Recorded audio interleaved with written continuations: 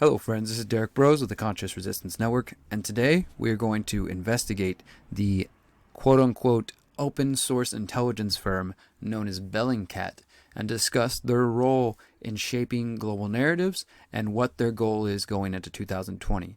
I'd like to remind you guys to bookmark theconsciousresistance.com if you'd like to get reports like this and others. We have essays, articles, free books to download, music videos, and lots of other content you can consume on theconsciousresistance.com. So please get plugged in over there. So let's take a look at who exactly Bellingcat is and who runs them. Bellingcat.com, the home of online investigations. They have a Patreon account. They have reports on help Bellingcat investigate airstrikes in Afghanistan. They're hiring editors. They're hiring data scientists. They look at international geopolitical events. And they have a podcast. They provide case studies. I mean, it looks to be a pretty legitimate outfit. Again, open source investigation. Okay, they talk about the OPCW Duma leaks. We need to talk about a false flag. But I don't think they're taking the position that Duma gas attacks in Syria, which have now been confirmed as a false flag via document leaks. I don't think that they are taking that position. I believe they are arguing against the fact that we were lied to about Syria. So let's look more into them. Okay, Bellingcat, Truth in a Post-Truth World. They had a film out about them that apparently won some awards. I think they even maybe won an Emmy Award or a Grammy even for this documentary. And this is very similar to that group, the White Helmets. Okay, so that group I know not to trust. This is a little bit interesting. Let's check out Wikipedia and see what Wikipedia says. Bellingcat is an investigative journalism website that specializes in fact-checking and open source intelligence. It was funded by British journalist and former blogger Elliot Higgins in July 2014. Bellingcat publishes the findings of both professional and citizen journalists' investigations into war zones, human rights abuses, and the criminal underworld. The site's contributors also publish guides to their techniques as well as case studies. Bellingcat began as an investigation of the use of weapons in Syrian civil war. It is reported on the war in Donbass, including the downing of Malaysian Airlines Flight 17, the Yemeni civil war, Skripal poisoning, and a lot of big international events. The Christchurch mosque shootings, they have come out and they have been quoted extensively when it comes to Syria and alleged gas attacks there. And we can go a little further. Let's look at the founder, Elliot Higgins, the founder of Bellingcat and the Brown Moses blog. Elliot focuses on the weapons used in the conflict in Syria and open source investigation tools and techniques, right? So, a former blogger, they use this upside down question mark. I don't know if that symbolism means anything. Let's see what else we find out about Elliot Higgins. Now, this is coming from The Truth Speaker, written by Graham Phillips. An article that was originally written in 2016, but is still relevant. Anatomy of a NATO Troll, Elliot Higgins of Bellingcat. So this author goes on to describe a little bit about Elliot Higgins. And apparently he gained notoriety in 2014. The Telegraph reported that Higgins was able to detect the Syrian missiles when he was at home 2,300 miles away as rockets fell in Syria. And they basically say how he has a special skill to use YouTube videos and to do open source journalism. And so that led them to following him and listening to this guy who lived in, a basement or was just some blogger at home doing his thing. And now him and his organization are being promoted as one of the most reputable independent outlets of open source investigative journalism. And he's not only the founder of Bellingcat, he's a research associate at King's College London, non-resident senior fellow at the Atlantic Council. We'll talk more about that Atlantic Council in just a moment, but let's continue. So this guy goes on with 10 different bullet points. He is from Leicester in the UK, born in 1979. He's credited by some with uncovering chemical weapons in Syria in 2013. And in 2015, he published a report into events in Ukraine. Through 2015, Higgins Bellingcat rises to become one of the key agents in the MH17 investigation. So that's another one I know a lot of people have questions about there. And it says that they were instrumental in quote-unquote debunking conspiracy theorists. And that's the thing, is it seems like Bellingcat, which is founded by this, just blogger, all of a sudden becoming taken serious in the mainstream, is often the go-to guy when they want to when the authorities and the media want to try to debunk a false flag or, a claim of a conspiracy. For example, now that we have whistleblowers coming out about the alleged gas attacks in Douma, Syria in April 2018, Bellingcat is spending a lot of time trying to debunk that, and particularly Elliot Higgins. And you can see here from Caitlin Johnstone, establishment narrative managers struggle with new Syria plot holes. This is back in May of 2019 when documents were first starting to leak and come out. And then this is here more recently in December. Deluge of new leaks further shreds the establishment Syria narrative. And she goes in and describes how Elliot Higgins is continuing to try to respond and keep up with the leaks, but he really can't. I mean, the evidence is overwhelming that they lied about these attacks, and so he's doing his work to try to be the establishment bulldog, the establishment speaker, because we know the mainstream's not even touching on things like the Syria leaks and other reports like that. They won't even touch it. Instead, they just let Bellingcat do that. And so I should go back and say that Bellingcat is in part partnered with and I believe funded by the National Endowment for Democracy. Now, for those who don't know about the National Endowment for Democracy, again, Wikipedia just says U.S. non-governmental nonprofit organization founded in 1983 with the stated goal of promoting democracy. It is funded primarily through an annual allocation from the U.S. Congress, right? Let's just see if the Wikipedia mentions the CIA at all real quick to see if they point out a little bit more detail about who this group is. Right here. Throughout the course of a 2010 investigation by ProPublica, Paul Steger, then editor-in-chief of the publication, said, quote, "Those who spearheaded the creation of the National Endowment for Democracy have long acknowledged it was part of an effort to make the move from covert to overt efforts to foster democracy, and cited a 1991 interview with David Ignatius by the then president of National Endowment for Democracy, Alan Weinstein, who said that, quote, "A lot of what we do today was done covertly 25 years ago by the CIA." So this group, which is essentially just doing the public work of the CIA, you can see other investigators have pointed this out.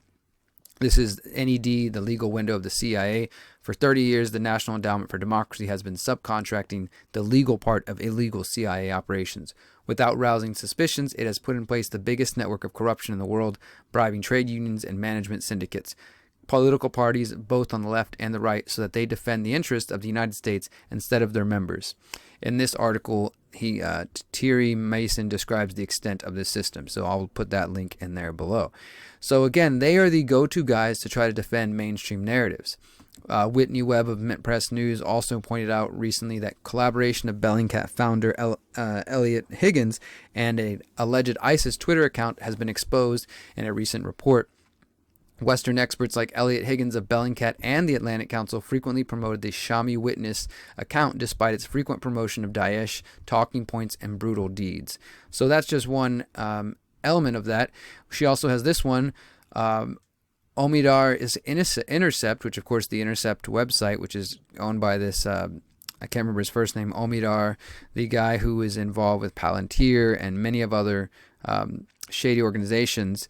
And again, the Intercept, sometimes they do good work, but we have to understand who they're funded by. This First Look Media, which is in part funded by Google, and they teamed up at one point doing a conference with Bellingcat. And of course, we just told you everything that Bellingcat is connected to, in part working with the National Endowment for Democracy, with this guy who is basically an internet troll who is now seen as some sort of credible witness to debunk quote-unquote conspiracy theories.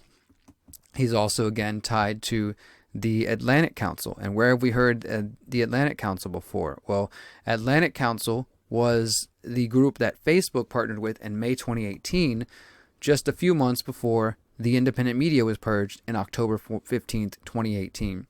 And I asked then, is the purge of independent media a coordinated attack by the military-industrial complex? Because I go into detail to explain who who the Atlantic Council is and how they've had this plan for a while.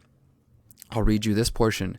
The important takeaway from this report is that only 4 months later, in May 2018, Facebook announced a new partnership with the Atlantic Council, the same think tank tied to Prop or Not, which Prop or Not, again, was the first list that circulated claiming to expose fake news, and that included lots of the websites I work for. Facebook said the partnership is aimed at preventing the social media tool from being abused during elections. The press release promoted Facebook's effort to fight fake news by using artificial intelligence as well as working with outside experts and governments. The Atlantic Council of the United States was established in 1961 to bolster support for international relations. Although not officially connected to the North Atlantic Treaty Organization, the Atlantic Council has spent decades promoting causes and issues which are beneficial to NATO member states. In addition, the Atlantic Council is a member of the Atlantic Treaty Organization, an umbrella organization which, quote, acts as a network facilitator in the Euro-Atlantic and beyond. The Atlantic Treaty Alliance works similarly to the Atlantic Council, bringing together political leaders, academics, military officials, journalists, and diplomats to promote values that are favorable to the NATO member states. So essentially, they're a think tank which can offer companies or nation states access to military officials, politicians, journalists, diplomats to help them develop a plan to implement their strategy or vision. And we go on further to see the Atlantic Council is connected to the Brookings Institution, the Carnegie Endowment, the Cato Institute, Council on Foreign Relations, the Rand Corporation, Lockheed Martin, U.S. Department of Defense, receives funding from departments of Air Force, Army, Navy, and Energy, and from the U.S. mission to NATO. So that same organization, who I again asked who's behind the ongoing alt-indie media purge, is at the Atlantic Council, which the founder of Bellingcat, Eliot Higgins, is also a part of, and they are partnered with the National Endowment for Democracy, which is again has a history of doing the CIA's bidding. And when we bring it back to the Atlantic Council point here, understanding that the Atlantic Council partnered with Facebook, and then months later, anti-war, sort of anti-establishment pages were deleted, and now you have groups like Bellingcat claiming to be the arbiters of truth and what is real. And now I want to show you this final point. This was an interview that Eliot Higgins gave just back in December 26, 2019. Year in review. The biggest threat is failing to address the reality of online alternative media ecosystems. He gets interviewed here about misinformation and disinformation. This is Information Disorder, the Year in Review. They claim that he is the founder and executive director of Bellingcat, an investigative journalism group. So let's check out the questions. What was the biggest development for you in terms of disinformation and media manipulation this year? The public continues to fail to engage with how disinformation is being spread. It's quite frustrating. As a disinformation target myself, I'm very aware of it. Yes, he claims he's the target of disinformation because people are exposing him and his connections to the military-industrial complex. Now let's get to the details. We often operate under the assumption that state actors are pushing all of this disinformation, misinformation, but that's not the case. It originates from networks of websites and individuals that have been developing this kind of alt-media conspiracy land online presence. The narrative of state actors is often pushed, while I continue to see a failure from organizations to engage with this topic and even understand the issue at its most basic level. Then he goes on to answer the question, what is the biggest threat journalists in your part of the world are facing in 2020 in terms of information disorder? Again, we have this alternative media ecosystem that is driving a lot of disinformation. It is not understood by journalists or anyone really beyond a very small group of people who are really engaged with it. I doubt that even the alt media ecosystem really understands its nature and how it grows organically rather than being really understands its own nature and how it grows organically rather than being an organized space. The biggest threat is failing to address the actual reality of online alternative media ecosystems. That failure undermines efforts to counter disinformation.